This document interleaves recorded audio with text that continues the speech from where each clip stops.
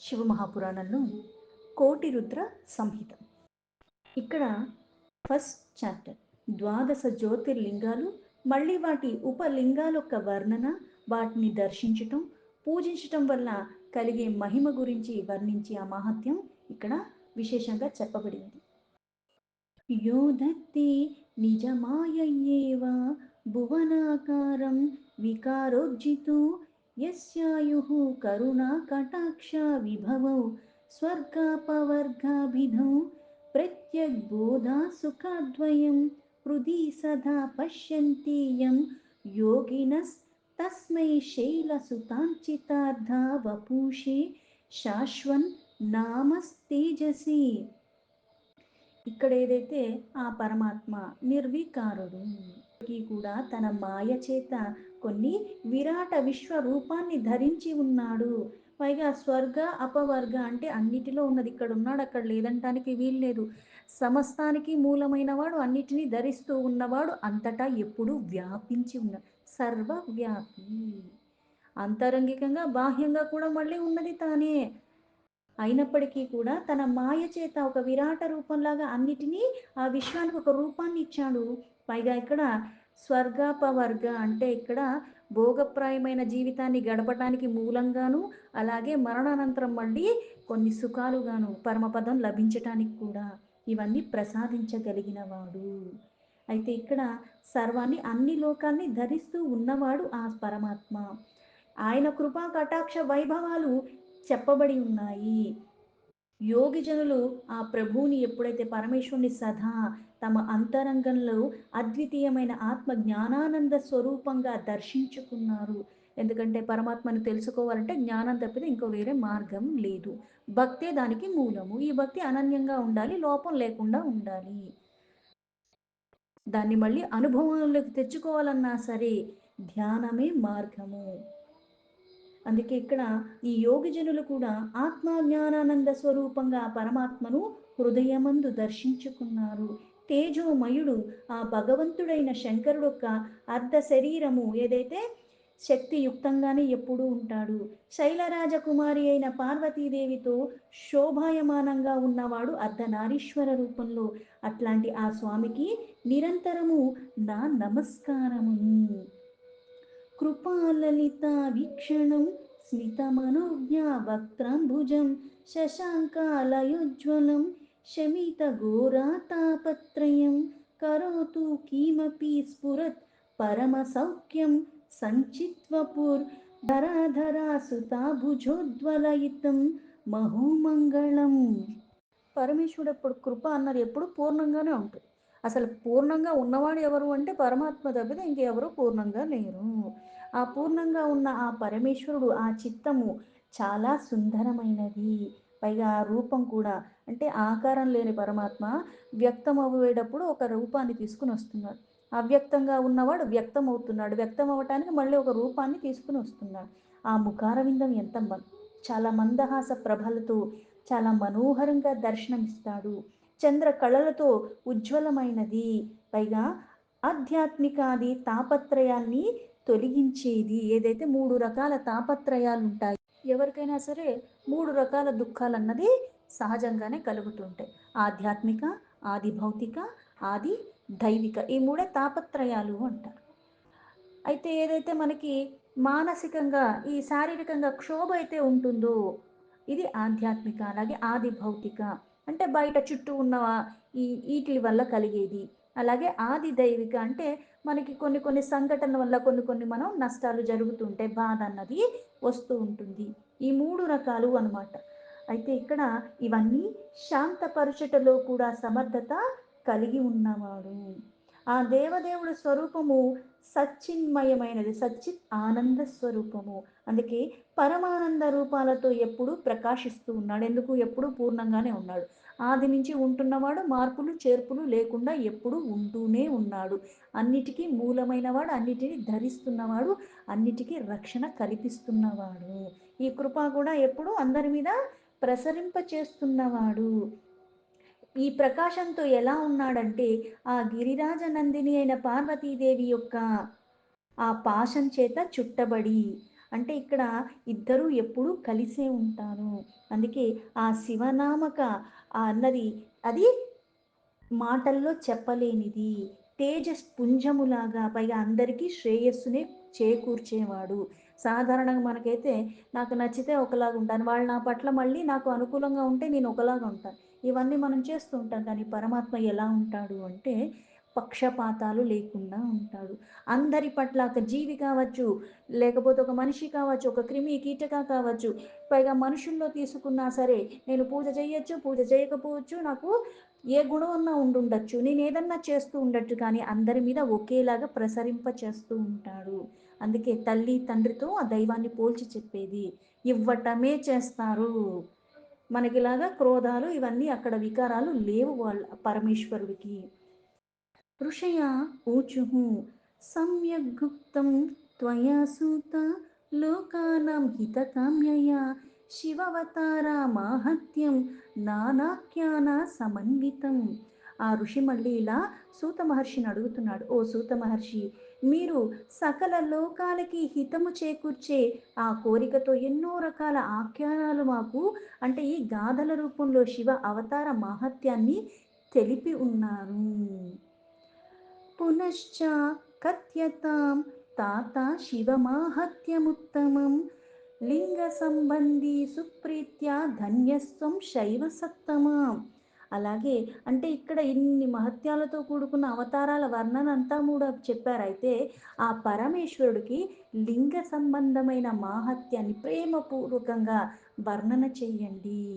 పైగా మీరు శివభక్తుల్లో శ్రేష్ఠుడు, అందుకని మీరు చాలా ధన్యులు. మీ ద్వారా తెలుసుకునే భాగ్యం మాకు లభించటమే చాలా ఎక్కువ, అందుకని మీరు మాకు అవి చెప్పండి అని. శృణ్వంతస్త్వాన్ ముఖ్యాంబోజాన్న తృప్తాః స్మో వయం ప్రభు శైవం యశో అమృతం రమ్యం తదేవ పునరుచ్యతాం.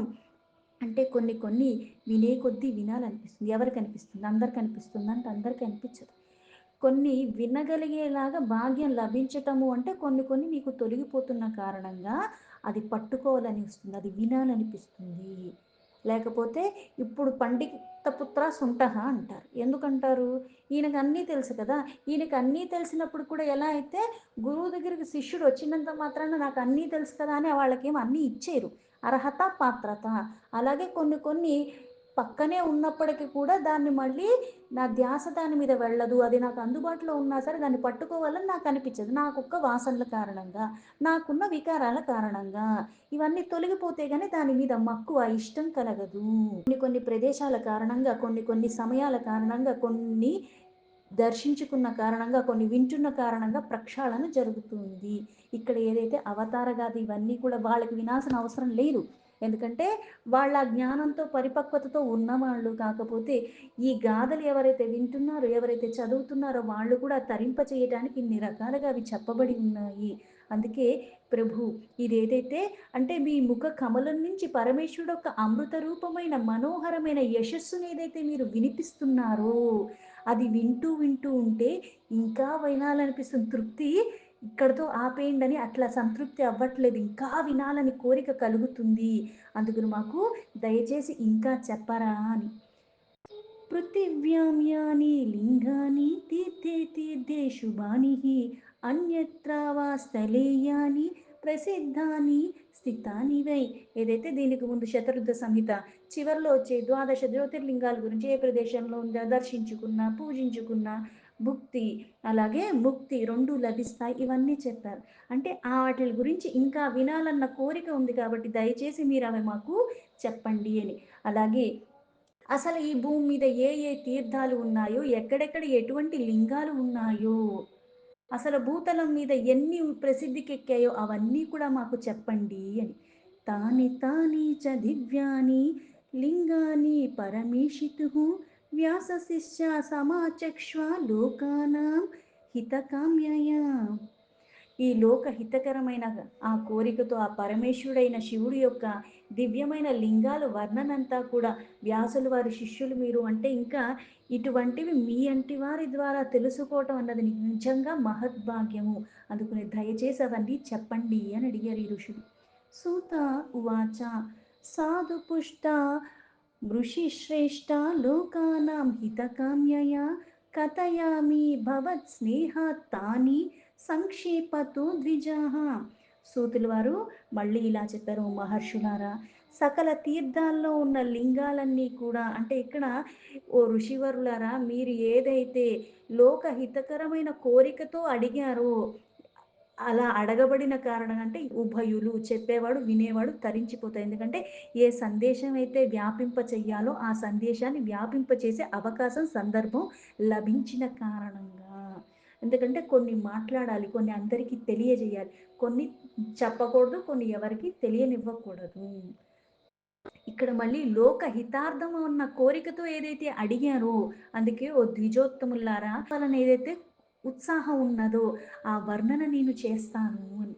సర్వేషాం శివలింగానాం ముని సంఖ్యాం న విద్యతే సర్వామ లింగమయీ భూమి సర్వలింగమయం జగత. అంటే ఓ మునీశ్వరులారా, పరమేశ్వరుడు యొక్క సంపూర్ణ లింగాలు అంటే నిశ్చితంగా ఇన్నే ఉన్నాయి, ఇక్కడే ఉన్నాయి, ఇంతే ఉన్నాయి అని చెప్పటం సాధ్యం కాదు. ఎందుకంటే ఈ సమస్త భూమే లింగమయము, ఈ సమస్త జగత్తే లింగమయము. లింగయుక్తాని తీర్థాని సర్వం లింగే ప్రతిష్ఠితం సంఖ్యాన విద్యతే తేషాం తాని కించిత్ బ్రవీమ్యహం. అంటే మొత్తము లింగమయమే అయినప్పటికీ కూడా ఇక్కడ మళ్ళీ ఆ పరమేశ్వరుడు అందరినీ అనుగ్రహించటానికి, అంటే సర్వము అదే అయినప్పుడు కూడా విశేషంగా, ఎందుకంటే మనకున్న జ్ఞానం ఎంత, మనకున్నది ఎంత, మనం తెలుసుకోగలిగింది ఎంత అంటే మనకి ప్రతిదీ ఒక సరిహద్దులాగా ఉంది. ఇంతకు మించి చూడలేవు, ఇంతకు మించి వినలేవు, ఇంతకు మించి అర్థం కాదు, ఇంతకు మించి కూడా నువ్వేది చెయ్యలేవు. ఇట్లా పరిమితిలో ఉన్నవాళ్ళం మనము. అందుకే సకల తీర్థాల్లో కూడా అంటే ఈ ప్రపంచమే లింగమయమైనప్పటికీ కూడా అన్నీ ప్రతిష్ఠించబడినవన్నీ కూడా చాలా ఎక్కువ లెక్కలో ఉన్నాయి. కానీ విశేషమైనవి కొన్ని నేను ఇప్పుడు వాటి వర్ణనే చేస్తున్నాను. మొత్తం తెలుసుకోవాలంటే జన్మ సరిపోదు. అందుకని విశేషమైనవి కొన్ని తెలిసినా సరే విన్నంత మాత్రం చేత, స్మరించినంత మాత్రం చేత కూడా మనకి పాపరాశి తొలగిపోతుంది అంటారు. ఎందుకు? పుణ్యప్రదమైన దాని అంటే నీ భావన యుక్తంగా ఎప్పుడైతే కొన్ని దర్శిస్తున్నావో, కొన్ని మళ్ళీ ఉచ్చరిస్తున్నావో, కొన్ని మళ్ళీ స్మరిస్తున్నావో, పుణ్యం ఏదైతే పాజిటివిటీ, మంచి మంచి మంచి మంచి ఎప్పుడు చేసినా మంచే జరుగుతుంది. ఇప్పుడు మంచై రేపొద్దున అది చెడు అవ్వదు. చెడు అన్నది ఎప్పుడు చేసినా చెడు ఇది ఇంకా ఇంకా వ్యాపింప చేస్తుంది. మంచికి నిన్ను మళ్ళీ శాశ్వతంగా దూరం చేస్తుంది. ఆ విచక్షణతో ఉండటం, ఆ భావనలో ఉండటం అన్నదే ప్రధానము. యత్కించిత్ దృశ్యతే దృశ్యం వర్ణతే వర్యతే చాయత్ తత్సర్వం శివరూపం హి నాన్యాదస్తితి కించన. తథాపి శ్రూయతాం ప్రీత్యా కథయాపి యథాశ్రుతం లింగాని చ ఋషిశ్రేష్టాః పృథివ్యాం యాని తానిహ. అంటే ఈ జగత్తులో ఏదైతే కనిపిస్తుందో, దృశ్యం కనిపిస్తుంది, ఎలా అయితే అవ్యక్తంగా ఉన్నవాడు వ్యక్తమైన కారణంగా నీకు ఒకటి కనిపిస్తుంది, వ్యక్తం కాకముందు కూడా ఉన్నాడు కదా, అయితే అది నీకు కనపడదు, ఎందుకంటే నువ్వు తెలుసుకోలేవు కాబట్టి. అయితే ఇక్కడ ఈ జగత్తంతా ఏదైతే దృశ్యం మనకి కనిపిస్తుందో, అంటే ఇక్కడ మళ్ళీ ఏదైతే స్మరణ చేత, అంటే కొన్ని నీకు దృశ్యంగా కనిపిస్తుంది. అందుకే ఇప్పుడు ధ్యానం చేసేటప్పుడు దీపాన్ని చూసో లేకపోతే ఒక రూపాన్ని చూసి ఆ ధ్యాన శ్లోకాలు చదివి ఆ రూపాన్ని ధ్యానిస్తూ అక్కడ మనసులో నిలుపుకోమని చెప్తారు. అంటే అంతా అదే అయినప్పటికీ కూడా అంత పెట్టుకోలేను, అందుకని ఈ మనస్సు అన్నది చూసిన దాన్ని మళ్ళీ స్మరణ చేసేలాగా ఆ మనన జరగాలి. అంతే, సర్వము శివస్వరూపం. ఎందుకు? సర్వంతర్యామి సర్వవ్యాపి పరమాత్మ. ఏదన్నా పరమాత్మే, ఇది పరమాత్మ అది కాదంటానికి వీలు లేదు. అందుకుని స్మరించాలి, ఆ దృశ్యాన్ని చూసి ఇది పరమాత్మ అన్న భావంలో దాన్ని చూడాలి.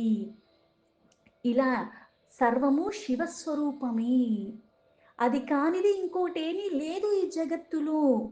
అయినప్పటికీ కూడా ఓ ఋషిగణ శ్రేష్ఠులారా, ఈ భూమి మీద ఏవైతే దివ్యమైన లింగాలు కొన్ని ప్రదేశాల్లో కొన్ని క్షేత్రాల్లో ఏవైతే ఉన్నాయో అవి నేను మీకు ఇప్పుడు చెప్తున్నాను, మీరు కూడా ప్రేమపూర్వకంగా వినండి అని. పాతాళే చాపి వర్తంతే స్వర్గే చాపి తథా భువి సర్వత్రా పూజ్యతే శంభుః సా దేవాసుర మానుష్యేహ. ఇప్పుడు సర్వము అదే అయినప్పుడు కూడా మళ్ళీ చాలా ఉన్నారు. ఇందులో కొంతమంది విశేషంగా మళ్ళీ ఆరాధించటం అందుకుని అక్కడ ఆ లింగానికి గాని, ఆ ప్రదేశానికి కాస్త వైభవం అన్నది ఉన్నది. అన్నీ పరమాత్మ అయినప్పుడు కూడా కొన్ని విశేషంగా జరిగినప్పుడు దానికి విశిష్టత అన్నది ఎక్కువగా ఉంటుంది. అంతేగాని ఈ విగ్రహం గొప్పది, ఆ విగ్రహం గొప్పది, మళ్ళీ ఈ లింగం గొప్పది, ఆ లింగం అలా ఏమీ లేదు. అన్నీ పరమాత్మ స్వరూపాలే. కాకపోతే ఒక విశేషమైనది జరగటం ద్వారా దానికొక మూలం అన్నది ఒకటి ఉండటం ద్వారా అందుకే పాతాళంలో గాని, స్వర్గంలో కానీ, భూమి యందు కానీ, ఈ సకల జగత్తంతా కూడా అంతా శివలింగమే. అది కానిదే అన్నీ శివస్వరూపాలే. అందుకే దేవత, అసురులు, మనుష్యులు వీళ్ళందరూ కూడా ఆయన్ని విశేషంగా పూజించుకున్నారు. త్రిజగచ్చంబునా వ్యాప్తం సదేవాసురమానుషం అనుగ్రహాయ లోకానాం లింగరూపేణ సత్తమాహ. అందుకే ఓ మహర్షులారా పరమేశ్వరుని మళ్ళీ ఈ రూపంలో రావటానికి కారణం ఏంటి అంటే మళ్ళీ కళ్యాణార్థంగా ఉద్ధరింపజేయటానికి తానే స్వయంగా లింగ స్వరూపంలో వచ్చాడు. వచ్చి దేవ మనుష్య దైత్యులు అందరూ సమస్త ముల్లోకాల్లో వ్యాపింపచేశాడు. ఇది మళ్ళీ అందరినీ ఉద్ధరింప చెయ్యటానికి తానే అనుగ్రహాయ అంటే ఈ అనుగ్రహాన్ని కూడా మళ్ళీ ఎలా ఇస్తున్నాడు అందరికీ ఎప్పుడూ సమానంగానే ఇస్తున్నాడు. వీళ్ళు ఎక్కువ కాదు, వాళ్ళు తక్కువ కాదు. కాకపోతే అనుగ్రహించిన తర్వాత కూడా అంటే ఇచ్చేవాడికి తీయటం కూడా తెలుసు. దాన్ని మళ్ళీ నువ్వు దుర్వినియోగం చెయ్యకూడదు. సద్వినియోగం చేసుకుంటూ ఉండాలి. జ్ఞానం పంచితే పెరుగుతూ ఉంటుంది. అవలక్షణాలు నేను చెయ్యకూడదు. నేను ఇంకొకరితో చేపిచ్చకుండా ఉండటం కూడా నేను నేర్చుకోవాలి. అందుకే ఇక్కడ ముల్లోకాల్లో వ్యాప్తి చెందటమే కాకుండా ఈ అనుగ్రహించటానికి కూడా అందరినీ అనుగ్రహాయ లోకానాం లింగాని చ మహేశ్వరః దదాతి వివిధాన్ యత్ర తీర్థే చ అన్యస్థలే తథా. ఆ మహేశ్వరుడు మళ్ళీ అందరి యొక్క క్షేమం కోసము ఉద్ధరింపజేయటానికి కొన్ని తీర్థాలుగా కొన్ని స్థలాలలో రూపాన్ని ధరించి ప్రతిష్ఠింపబడ్డాడు. యత్ర యత్ర యథా శంభుర్భక్త్యా భక్తిశ్చ సంస్మృతః తత్ర తత్రావతీర్థ్యార్థ కార్యకృత్వా స్థితస్తథా. ఏ ఏ స్థానాల్లో ఏ ఏ రూపాల్లో అంటే ఆ భక్తుల్ని పూజించుకోవటానికి భక్తిపూర్వకంగా వాళ్ళు చేసిన దానికి అందుకే వాళ్ళు ఎప్పుడైతే దాన్ని దర్శించుకోవటం భక్తితో మళ్ళీ దాన్ని స్మరిస్తున్నారో అక్కడ ఆ భక్తికి లొంగిపోయి ఆయన మళ్ళీ ప్రత్యక్షం అవ్వటము అక్కడ ప్రకటింపబడటము ఆ భక్తుల కోసం ఆ భక్తికి లొంగిపోయాడు. అందుకే భక్తి పూర్ణంగా ఏ భక్తులైతే స్మరించారో ఆ స్థలాలలో ఆయన అలా వచ్చాడు. భక్తజనుల్ని ఉద్ధరించటానికి. అందుకే అక్కడ మళ్ళీ స్థితమైపోయాడు. ఎందుకంటే ఈ భక్తులు ఎంత భక్తి ఉన్నవాళ్ళు అంటే కోరికకో దేనికో నేను అలా పూజించుకుని ఆయన ప్రకటింపబడ్డాక మళ్ళీ ఇక్కడ నువ్వు ఇలాగే స్థాపించబడాలి లింగ రూపంలో. దీన్ని మళ్ళీ విశేషంగా ఎవరొచ్చి ఏదడిగినా సరే వాళ్ళ కోరికలు మనోరథాలు కూడా తీరాలి అన్న భావనలో ఉన్నారు. వాళ్ళకి అనన్యమైన భక్తి ఉన్న కారణంగా. మనం ఏం చేస్తాం నాకు లభించింది చాలు ఇంకెవరికి దొరకకూడదు, ఇంకెవరికి ఇది కనిపించకూడదని నేనే పట్టుకెళ్ళిపోవటం లేకపోతే నేనే దాన్ని కప్పెట్టేయటం చేస్తూ ఉంటాం. అజ్ఞానం అన్న అంధకారం ఉన్నవాడికి, భక్తి పూర్ణంగా ఉన్నవాడికి తేడా అది. ఉద్ధరింప చెయ్యటానికి వచ్చినవాడు. జ్ఞానం ఉన్నప్పుడు జ్ఞానం పంచటానికే. పంచితే ఏమి తరిగిపోదు, పెరుగుతుంది. లోకానాముపకారార్థ స్వలింగం చాప్యకల్పయత్ తల్లింగం పూజయిత్వా తు సిద్ధిం సమధిగచ్చతి. అయితే ఇక్కడ స్థాపించబడిన తర్వాత మళ్ళీ లోకుల్లో ఉన్న ఈ జనులందరినీ కూడా వాళ్ళకి ఉద్ధరింప చేయటానికి ప్రకటింపబడ్డవాడు, స్థాపింపజేయబడ్డాడు. పైగా విశేషంగా పూజింపబడ్డాడు. ఈ పూజింపబడిన కారణంగా కూడా మళ్ళీ వాళ్ళకి సిద్ధిని కూడా ప్రాప్తింపచేసేలాగా చేశాడు. పృథివ్యాం యాని లింగాని తేషాం సంఖ్యా న విద్యతే తథాపి చ ప్రధానాని కథ్యంతే చ మయా ద్విజాః. అందుకే ఓ ద్విజేశ్వరులారా ఈ భూమి మీద ఎన్నైతే లింగాలు ఉన్నాయో దాన్ని లెక్క పెడతానికి వీలే లేదు. అన్నీ ఉన్నాయి లెక్క పెట్టలే. కాకపోతే ప్రధానమైనది విశేషమైనవి కొన్ని లింగాల గురించి నేను ఇప్పుడు చెప్తున్నాను. విశేష రూపమైనవి చాలా ముఖ్యమైనవి కొన్ని. ప్రధానేషు చ యానీహ ముఖ్యాని ప్రవధామ్యహం యచ్చుత్వా సర్వ పాపేభ్యో ముచ్యతే మానవ క్షణాత్. ఇక్కడ విశేషమైన చెప్పటం అంటే స్కూల్లో ఉంటారు.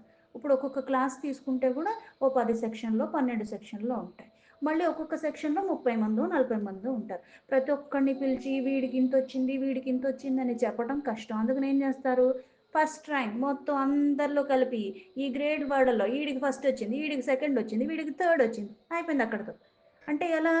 అంటే ఇంతమందిలో ఎవరైతే విశేషంగా ఉన్నారో, ఎవరికైతే గొప్పగా వచ్చిన వాళ్ళ వేళ్ళ మీద లెక్కట్టొచ్చు. ఇది తొందరగా అయిపోతుంది. లౌకికంగా చూసుకోవాలంటే. ఇక్కడ కూడా సర్వవ్యాపి అయిన పరమాత్మ సర్వుల్లో ఉన్నవాడు, సర్వము ఉన్నది పరమాత్మ స్వరూపమే అయినప్పటికీ కూడా అంటే అన్నీ ఈ జన్మ సరిపోదు నేను వెళ్ళటానికి, స్మరించటానికి ఏ రూపమైనా పరమాత్మనే అనుకోవటానికి అంత అనన్యమైన భక్తి నాకు లేని కారణంగా, విశేషమైనవి ఏవైతే ఉంటాయో, ముఖ్యమైనవి ఏవైతే ఉంటాయో, దాన్ని మననం చేసినా సరే, దాన్ని స్మరించినా సరే, భావనయుక్తంగా ఎప్పుడైతే చేస్తుంటారో, దానివల్ల కూడా కొన్ని కొన్ని పాపాలు తొలగిపోతుంది. కొన్ని కాదు, మూలాల నుంచి సర్వము తొలగిపోతాయి. అందుకే ఇక్కడ విశేష రూపంలో ఉన్న ముఖ్యమైన లింగాలు చెప్తున్నాను. అయితే ఇవి విన్నంత మాత్రం చేత కూడా మనుష్యులొక్క సకల పాపాలు ముక్తి కలుగుతుంది. అంటే పాపరాశి తొలగిపోతుంది. వినటానికి అన్నీ ఉన్నప్పుడు ఒక పాట విన్న తర్వాత మళ్ళీ ఇది ఇంతే యేశాడు, ఇంత రీలే దొరికింది, 1 మినిట్ కూడా లేదు. దీన్ని మళ్ళీ ఎతికి పెద్దది ఎక్కడుంది, ఫుల్ పాట వినాలి అని 10 సార్లు వింటాం.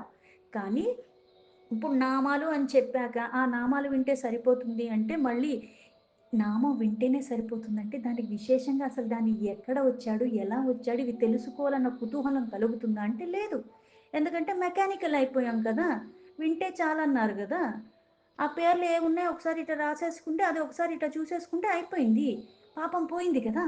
పాపం పోయిందన్నాడు గానీ మళ్ళీ పాపం చేయకుండా ఉంటావా నువ్వు? ప్రతి ఒక్క క్షణం ఎన్ని చేస్తున్నావు? అంటే అది మళ్ళీ మననం చేస్తూ ఉంటేనే.